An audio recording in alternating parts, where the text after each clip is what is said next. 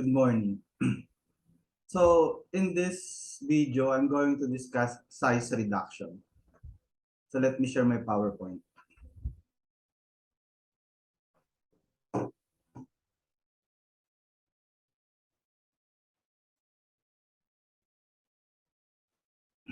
Okay, so we're going to discuss the different application of size reduction in different industry.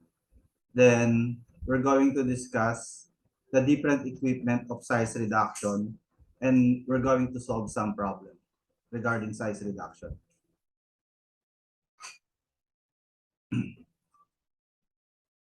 Mechanical size reduction. Many solid materials occurs in sizes that are too large to be used and must be reduced. Generally, there are two types of size reduction, crushing and grinding. These are the following application in food processing industry. Number one, roller mills are used to grind wheat and rye to produce flour. So most probably you have seen flour, harina. These are generally fine powders. So the first step is to use roller mills on wheat grain or rye grain in order to produce flour. Soybeans, no? Soybeans are also rolled, pressed, and ground to produce oil and flour. Hammer mills are often used to produce potato flour, tapioca, and other flours. So I have uploaded a video of hammer mills. You can watch it if you're interested in seeing how a hammer mill works and how it operates. Of course, sugar is ground to finer product. This is the sugar you use for baking. It's much finer than the usual sugar you use for coffee. Ore processing. So copper ores, nickel, and cobalt ores, and iron ores are being ground before chemical processing. So if you're going to place copper ores, nickel ores, or cobalt ores, or iron ores in solution to extract the metals, first you need to make the sizes of the particle smaller. So grinding, no, is a necessary step in ore processing. In the cement industry, lime, alumina, and silica are ground, on a very large scale. So these equipments are necessary, equipments in the cement industry. Okay, so there are different method of size reduction. Number one is compression or crushing. This is generally used for reduction of hard solids, of very large size to coarse sizes. Smaller but still larger sizes. So impact gives coarse, medium, or fine sizes, while attrition or rubbing generally yields fine products. Cutting is used to give definite sizes. So we have this different method of size reduction, crushing, rubbing, cutting, and impact. Particle size measurement. So the feed to size reduction process and the product are defined in terms of the particle size distribution. So we generally, in order to determine the average particle size of a particular sample, we use the Taylor mesh. So one common way is to plot the particle size, versus the particle diameter. So the particle diameter is generally determined using shim opening screen. So in millimeter versus the cumulative percent retained at that size. So these are the example of this is the table, of the Tyler screen mesh. So this is the mesh number 5, 8, 10, 12 until 100, And then this is the opening in inches of the screen, 0.1, 0.0620, 0.05, etc. So as you can see, as the mesh increases, the opening in inches decreases. Of course, the opening in millimeter also decreases. Okay?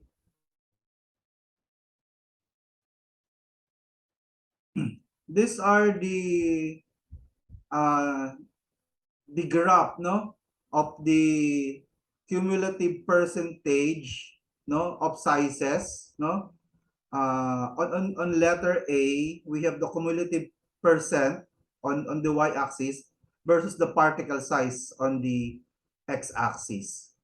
So as you can see, as the particle size increases, the cumulative percent increases up until it reaches 100%.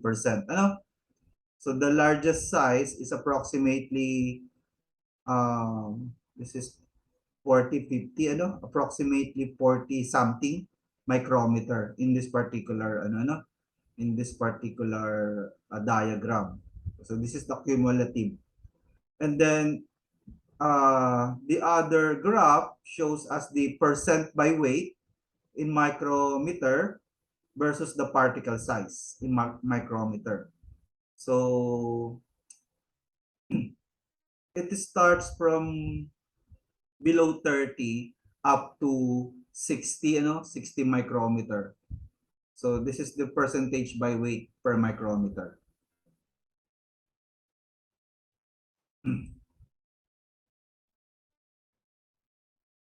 Energy and power required in size reduction. So the particles of heat are first distorted, and strained by the action of the size reduction machine.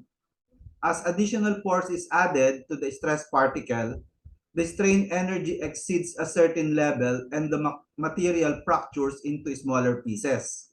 When the material fracture, new surface area is created. And then each new area of surface required a certain amount of energy. Now, later we're going to develop some equation, actually different equations, relating energy and the new unit, the new surface, the new area of surface created.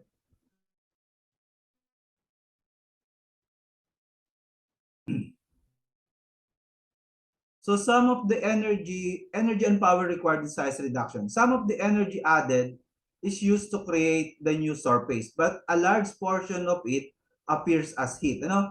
So the energy required for fracture or for size reduction is a complicated function of the type of material, size, hardness, and other factors. That's the reality.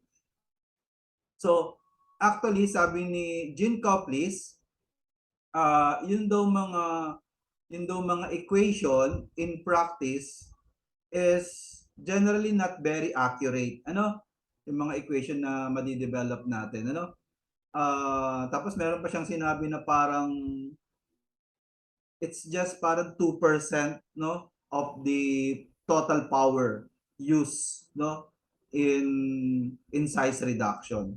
Kasi if you're going to watch the video, so most of the energy is spent, halimbawa sa hammer mill, probably it's spent in rotating, the hammer mills, or most probably most of the energy is spent, halimbawa ball mill naman, of in rotating the balls, in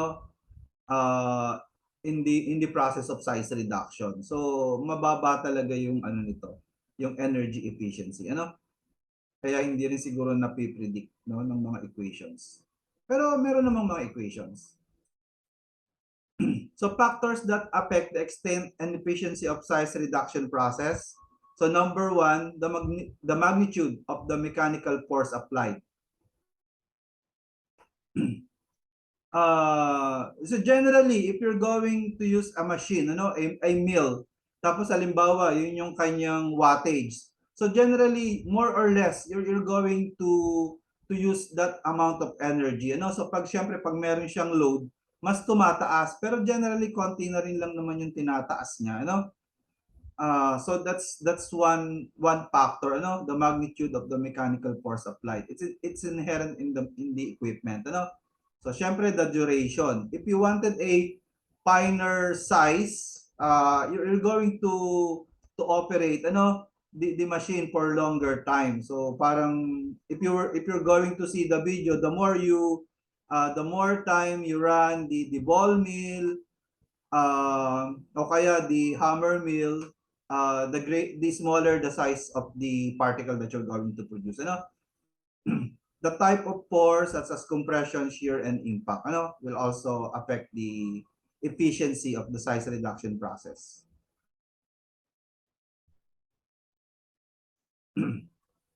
And then again, some important factor in size reduction process. So generally, we are sa setup natin ng ng equation for size reduction. Generally, we want to predict, we want to predict the amount of energy or power use. So halimbawa, gusto nating mag-size ng mill. So we need to calculate the horsepower, at least the horsepower of the meron namang mga equation. So this is generally based dun sa particle size and the new surface form. Later makikita nyo particle size yung ginagamit, yung X, that's the parang average diameter of the particle,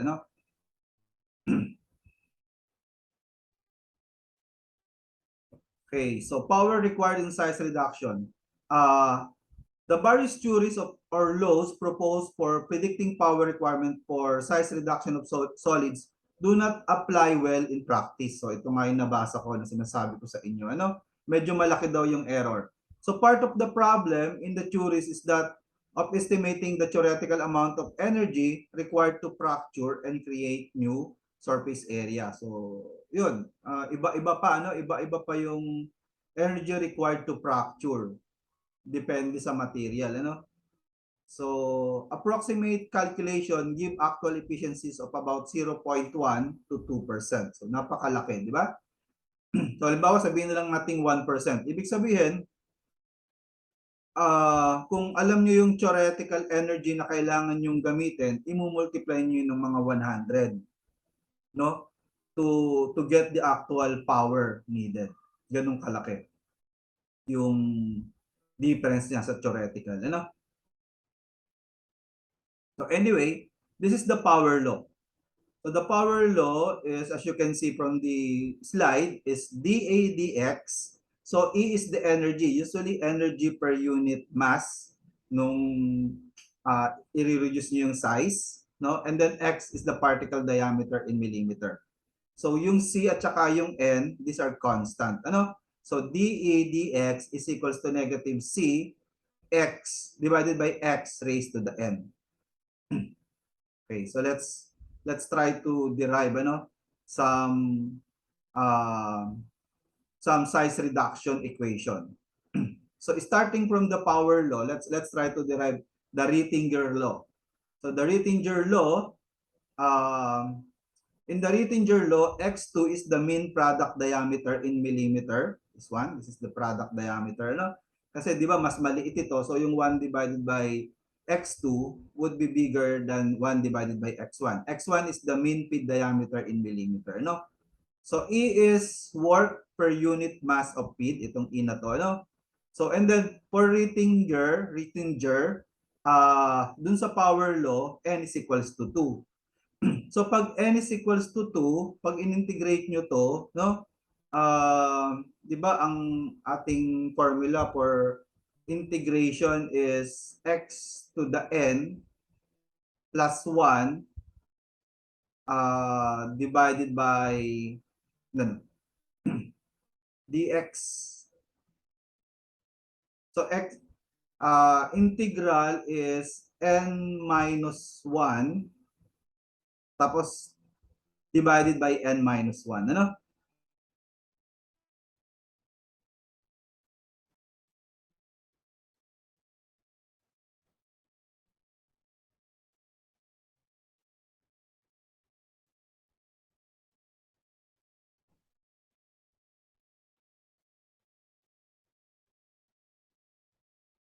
the derivative of x to the n is equal to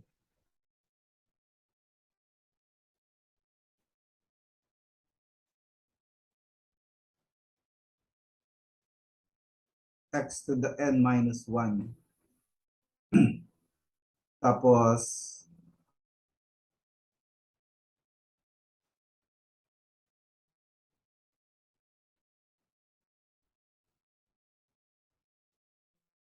times n, ano? Times n. Ganun. So, paano to nangyari? Um,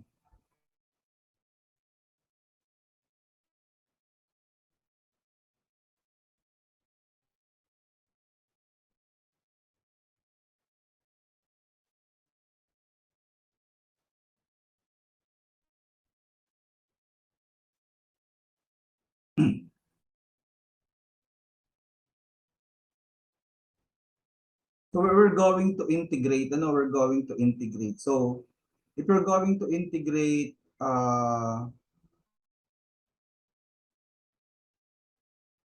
dx divided by x to the n, if you're going to integrate this, okay, versus dE, of course, ito, ano lang naman to, 0 to e, ano? Tapos this one, we have x1 and x2. So, in integration, we just add 1, ano? We just add 1. So, ito naging n minus 1.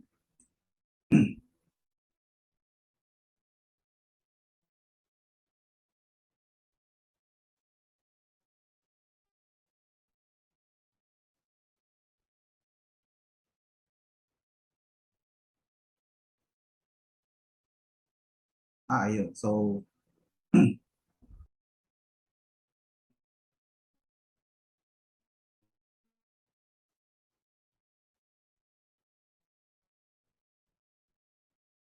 okay, so we just substitute 2.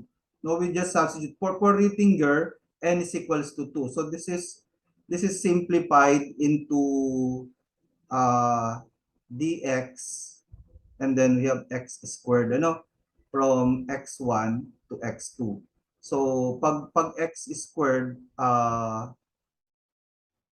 the integral of 1 of dx over x squared is 1 over x, di ba? 1 over x, okay, from x2 to x1. So that's why it becomes 1 over x2 minus 1 over x1. So yun, ganun lang yun, ano? Kasi for Rittinger, n is equals to 2. So we just substitute 2 right here, no? 2 right there.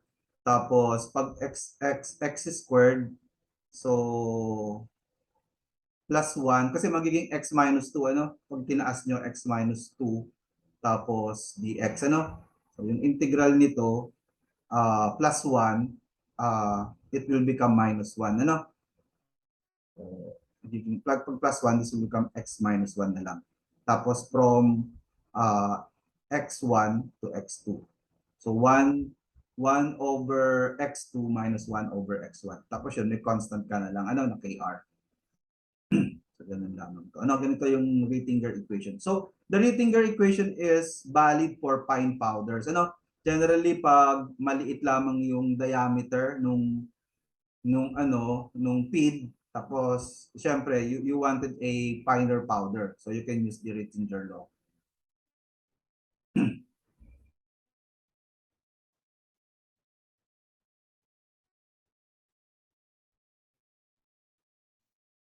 Next is the Kick's law, no? So yung Kick's law naman, we assume that n is equals to 1. So if n is equals to 1,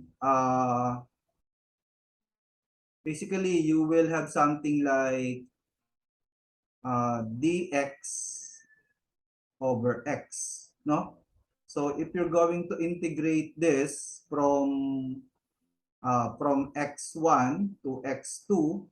So you're supposed to get ln x2 divided by x1. Ano? So times the constant c.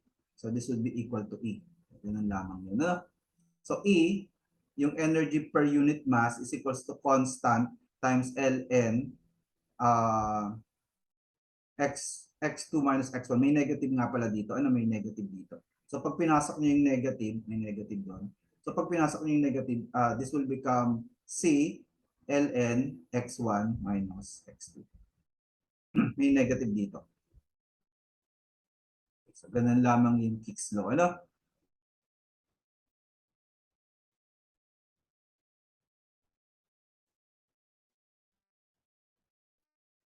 And then we have the band law.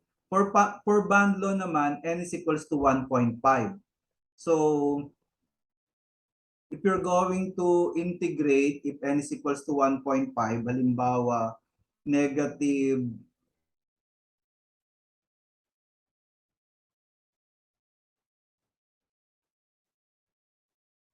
c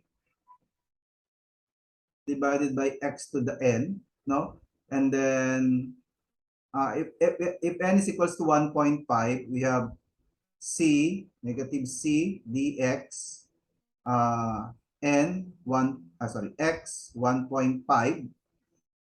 So negative 1.5 para maging ganito na negative c x tapos negative 1.5 dx. So pag in-integrate natin to plus 1, no, plus 1, this will become square root, no? 'Di ba? Negative 1.5 plus 1, this will become 0, negative 0.5, ano? So yung negative 0.5, halimbawa constant kb times x to the negative 0.5. Okay? So may negative ano? From halimbawa x1 to x2, you're supposed to get something like E is equals to kb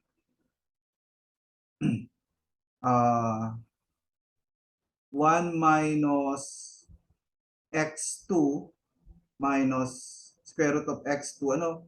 Minus 1 square root of x1. So, itong formula na to, generally kasi manggagaling ka sa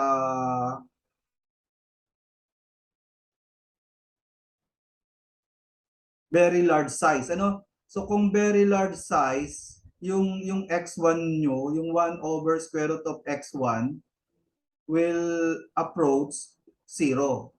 Sorry, 1 over square root of x1 will approach 0. Kaya yung term na lang na matitira is 1 divided by square root of x2. No? So, yun yung explanation nitong band law. Kasi this is used for a very large size tapos i-reduce nyo to approximately 100 micrometer. Ano? So, kaya ganito lang.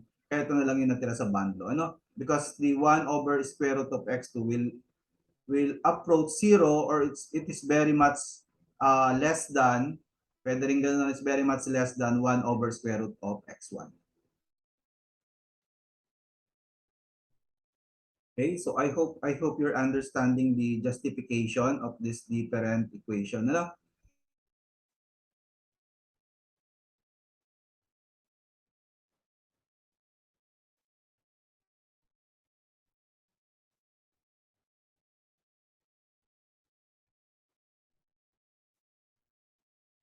Okay, next is the Band's theory. So ganun din yung Band's theory, n is equals to 1.5 just like Band's law. Tapos as you can see, the equation derived is still constant times 1 over square root of dp minus 1 divided by square root of df. So you might be wondering bakit meron na dito ngayong dp, yung kanina 'di ba puro x2 lang. So siguro hindi masyadong this you're going to consider material na hindi masyadong malalaki yung malalaki yung yung starting material, no? So yung 1 over square root of df is not, it's not very different from 1 over square root of dp. Ano, hindi siya mag-a-approach sa 0. So yun, ni-retain yung 1 over square root of df. So P is the horsepower, no? Kasi may constant tayo 1.46, di ba? Times EI. So dapat specific yung mga unit, no? So ito should be in horsepower. Tapos yung T is in tons per minute ng feed. Okay? Tapos ito is should be in feet and also the DF. So pag ibang unit yung given, you need to convert. Ano? So let's try to yung E sub I, this is the uh, this is another constant. Ano? Tapos meron daw sa handbook for some material. For example, yung bauxite is 9.45, yung coal is 11.37, ano, etc. Okay? So let's try to solve a problem involving ano, band steering.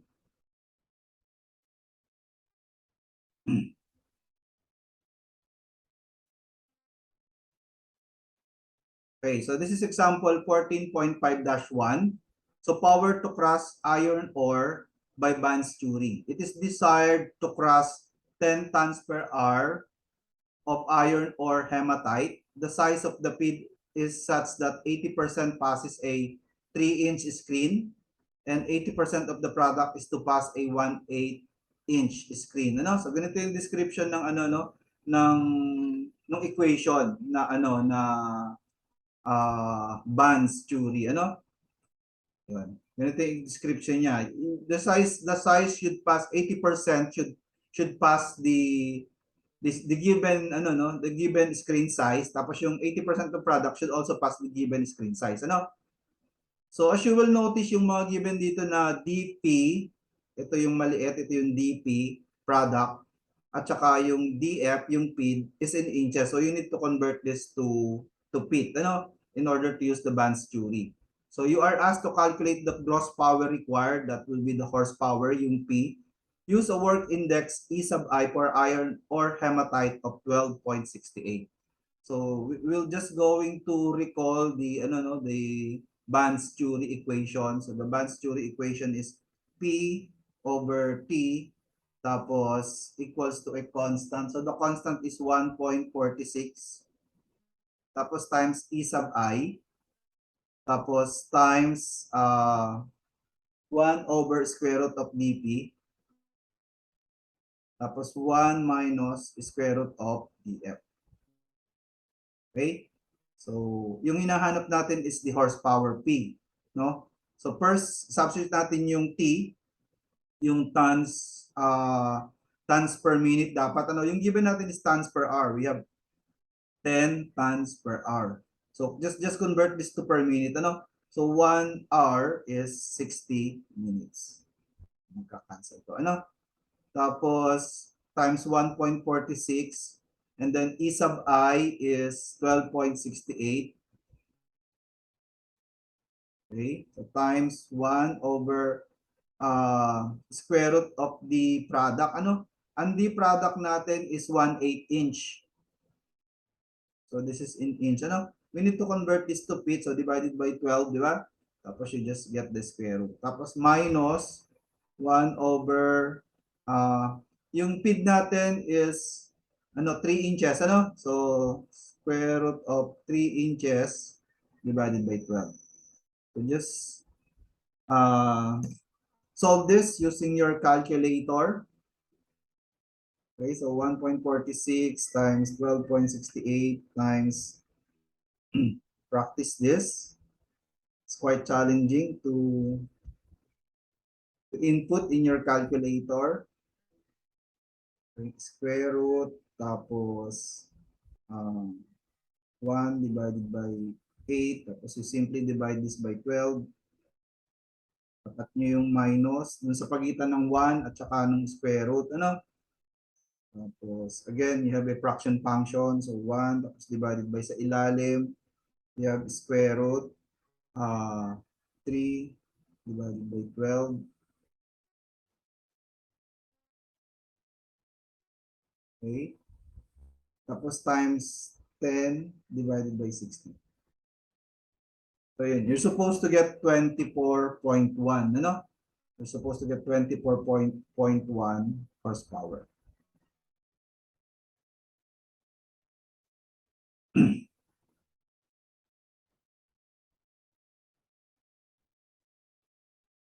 Ito, 24.1 horsepower. No? That's the answer in the book.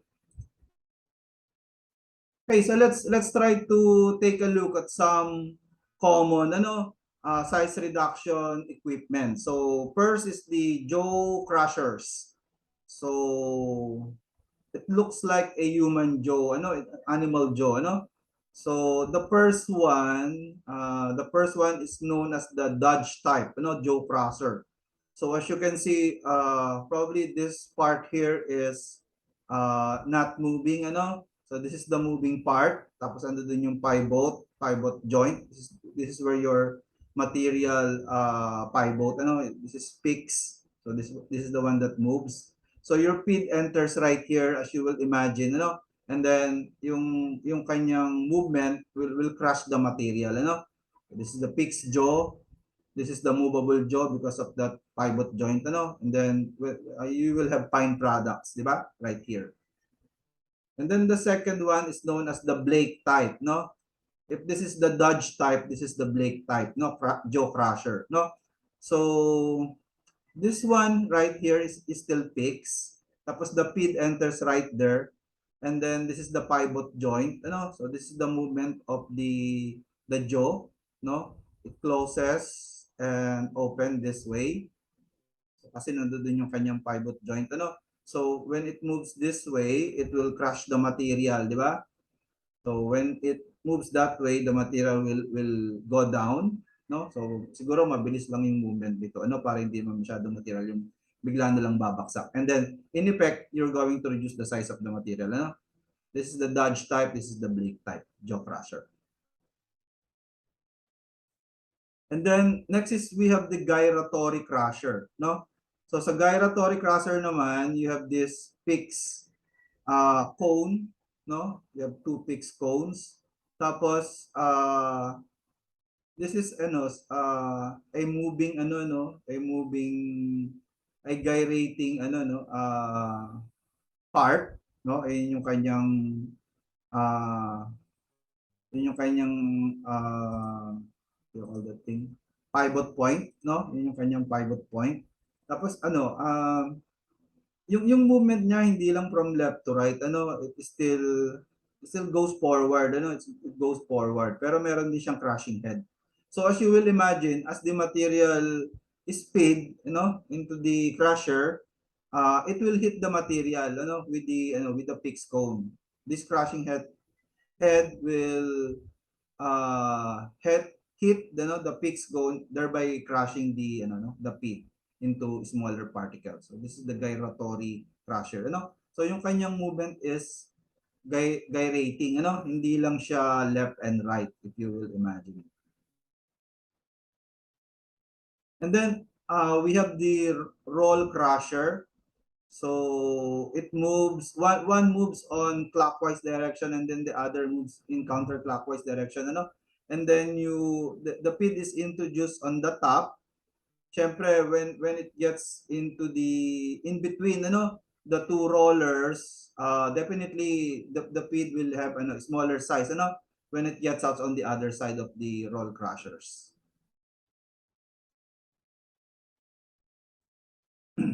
Okay, and then we have the hammer mill.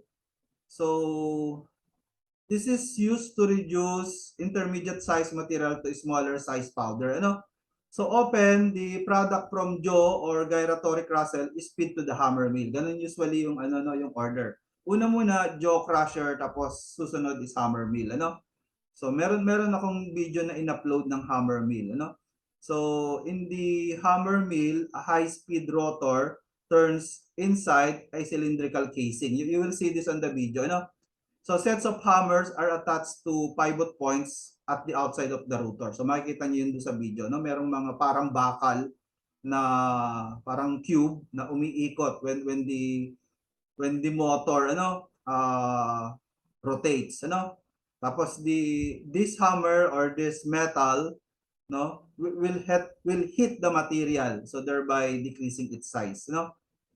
So normally yung pinapasok sa hammer mill medyo hindi na ganun kalalaki yung size kasi galing siya sa crusher, sa jaw crusher or gyratory crusher, no? So the feed enters the top of the casing and the particles are broken, no, as they fall through the cylinder. Makikita niyo yun sa video.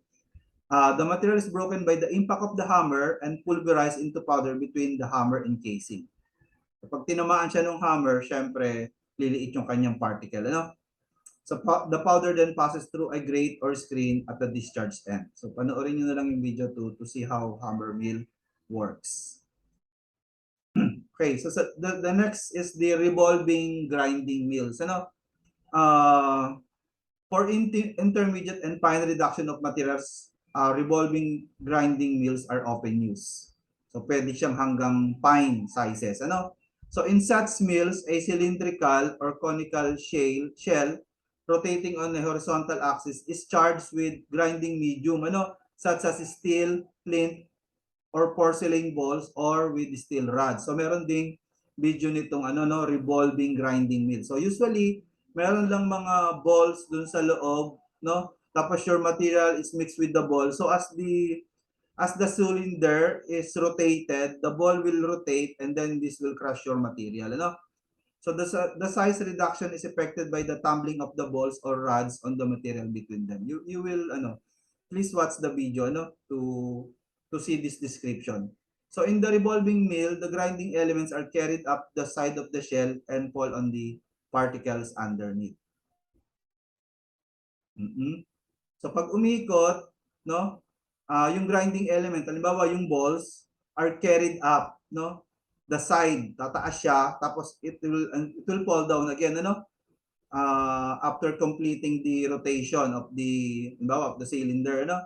So yung impact niya upon falling will shear, will shield the particles underneath. So these mills may operate wet or dry. So pwedeng lagyan ng liquid, pwedeng dry lang. So please watch the video regarding revolving grinding mills para maging familiar kayo sa mga size reduction equipment. Okay, so that's it. Okay, so hope to see you on the finals.